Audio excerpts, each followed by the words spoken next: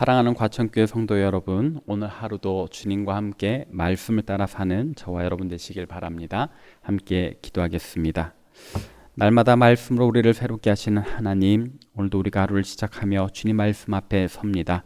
우리의 마음을 다하고 시간과 정성과 예물 드리며 주님 앞에 섭니다. 이 시간 우리에게 생명의 말씀 들려주시고 그 말씀 따라 살아갈 새 힘 더하여 주옵소서. 예수님의 이름으로 기도합니다. 아멘. 하나님께서 오늘 우리에게 주시는 말씀은 구약 성경 에스겔 13장 1절부터 16절까지의 말씀입니다. 주님 감사합니다. 본문 중 에스겔 13장 1절부터 8절까지의 말씀 봉독하겠습니다. 여호와의 말씀이 내게 임하여 이르시되 인자야 너는 이스라엘에 예언하는 선지자들에게 경고하여 예언하되 자기 마음대로 예언하는 자에게 말하기를 너희는 여호와의 말씀을 들으라.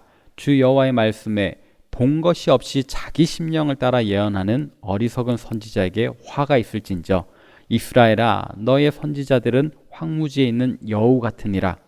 너희 선지자들이 성 무너진 곳에 올라가지도 아니하였으며 이스라엘 족속을 위하여 여호와의 날에 전쟁에서 견디게 하려고 성벽을 수축하지도 아니하였느니라.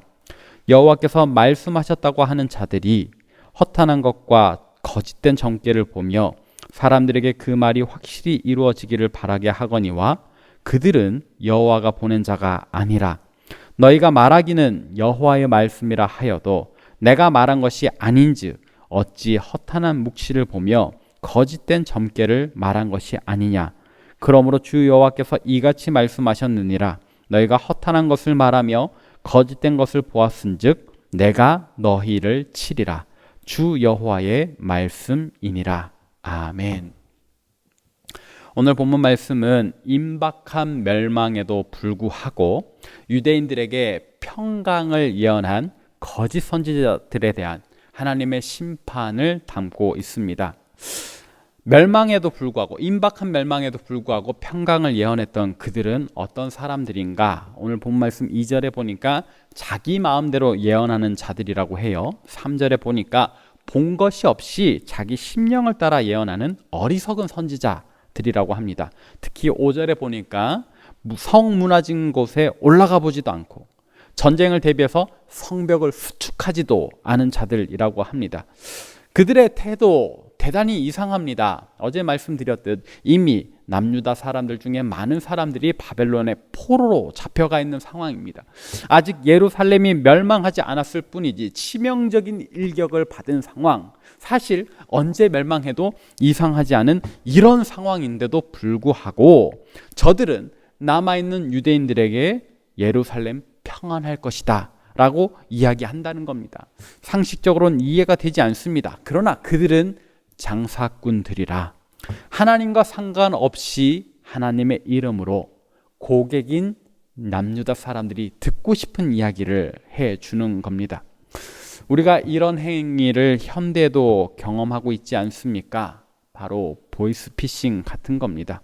본문 속에 나오는 거짓 선지자들과 양상은 다르지만 검찰이 아니면서 검찰이라며 전화를 합니다. 자녀가 아닌데 자녀라면서 전화를 합니다. 그러면서 그들이 원하는 바를 우리에게서 강탈해 간다. 본문 속 거짓 선지자들 역시 마찬가지입니다. 하나님이 말씀하지 않으셨는데 하나님의 말씀이라 하면서 사람들을 속인다. 그리고 그들에게서 재산을, 마음을 강탈해 간다. 자기들의 원하는 바를 위해 하나님의 이름을 판다. 그들 행동의 결과는 어떻게 되는 겁니까? 그 악랄한 거짓말 때문에 저 유대인들은 임박한 멸망을 피하지 못합니다. 대비하지조차 못합니다. 그들의 포악함을 그대로 유지하며 하나님을 무서워하지 않고 하나님의 공의와 정의를 외면하고 그 음란함과 나태함을 계속 향유합니다. 하다못해 무너진 성벽이라도 다시 세워야 되고 풀어진 긴장감이라도 다시 조여매야 되지만 거짓된 평안을 기대하며 여전히 누워있다. 이에 하나님께서는 저 거짓 선지자들에 대한 심판을 작정하십니다. 오늘 본 말씀 중 에스겔 13장 8절 말씀입니다. 그러므로 주 여호와께서 이같이 말씀하셨느니라. 너희가 허탄한 것을 말하며 거짓된 것을 보았은즉 내가 너희를 치리라. 주 여호와의 말씀이니라. 하나님께서는 그들의 악행을 가만히 보고 계시지 않는답니다. 선지자라면 마땅히 하나님의 백성들을 하나님 원하시는 대로 이끌며 인도해야 하는 겁니다. 그러지 않는 저들에 대해서 하나님께서는 참지 않겠다 하십니다. 그러나 당장에 그들을 심판하지 않으시니 하나님께서 거짓 선지자들 가짜 평안을 말하는 그 순간에 족족 죽여버리시면 좋았겠지만, 심판하셨다면 좋았겠지만 그러지 않으시네요. 그러면 그 4일 동안 우리는 어떻게 해야 할까? 사실 그들에게 묻지 않아도 그들을 향한 하나님의 뜻은 선명할 텐데 그들은 어째서 그 잘못된 가르침에 기웃거렸던가? 그러지 않았더라면 좋았을 텐데, 잘 될 것이라는 축복의 메시지만 쫓지 않았어야 하는데, 우상과 귀신들에게 묻는 전보로 다니지 않았어야 하는데, 그들이 보는 것 본문의 표현과 같이 다 허탄한 묵시일 뿐인데 그들은 어째서 그와 같은 보이스피싱에 귀를 기울였던가? 결국 우리 스스로 하나님 앞에 올바로 서야 합니다. 달콤한 평안을 이야기하는 것, 그와 같은 설교도 우리가 주의해야 합니다. 2000년대 초반에 대한민국을 강타한 책들이 있었어요. 조엘 오스틴이라는 분이 쓴 긍정의 힘, 잘 되는 나 같은 책입니다. 이 책 제목만 봐도 기분이 좋아지지 않습니까? 긍정의 힘, 뭔가 잘 될 것 같아요. 근데 다음 책 제목이 잘 되는 나예요. 아, 내가 긍정적으로 생각하면, 평안을 꿈꾸면 나 잘 되겠거니 하는 인상을 심어주지요. 그래서 이 책 엄청난 인기를 끌었습니다. 그리고 또 다른 비판도 많이 받았습니다. 일명 번영 복음주의다라는 비판입니다. 이 책의 내용들 사실 읽어보면 크게 문제되지 않을 수도 있습니다. 하나님께서 우리에게 복 주기를 원하신다. 그 복 주기를 원하시는 마음 믿고 우리가 긍정적으로 힘을 내자 우리는 잘 될 수밖에 없다 하는 이야기예요. 사실 하나님 마음이 그렇기도 합니다. 그래서 우리가 결국은 잘 될 겁니다. 다만 함정이 있어요. 우리가 바라고 꿈꾸는 하나님의 평안이 꼭 물질적인 축복만을 의미했던가?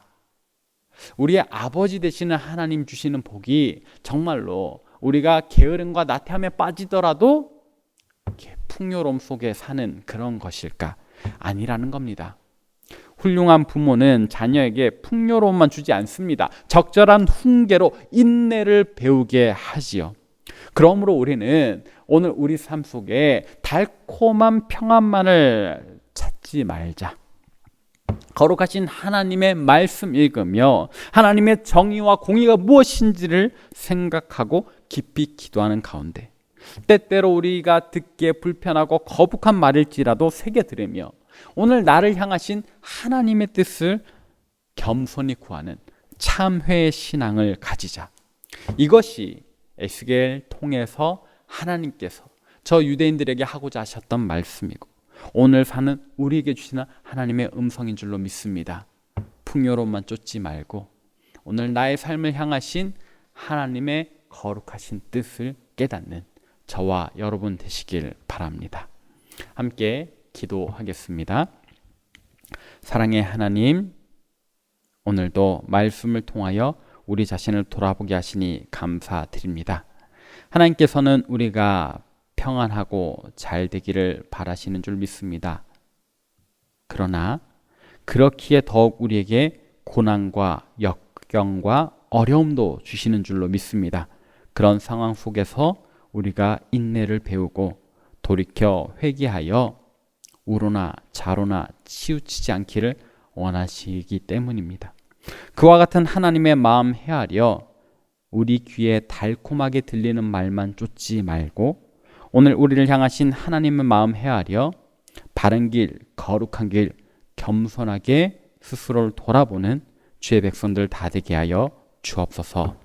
복을 빕니다. 이제는 우리 구주 예수 그리스도의 은혜와 하나님 아버지의 놀라우신 사랑과 성령님의 교통하심이 물질적 번영, 풍요로움에 취하거나 그러한 것들만을 쫓아 예수 믿는 것이 아니라 거룩하시고 정의로우신 하나님, 우리가 우로나 좌로나 치우치지 않고 바른 길 가기를 원하시는 하나님의 마음 헤아려 늘 겸손하게 스스로 뉘우치며 살기를 간절히 바라고 소망하는 우리 시내가늘수 과천교회 모든 성도들 머리 위에 이제로부터 영원토록 함께하옵시기를 간절히 축원하옵나이다.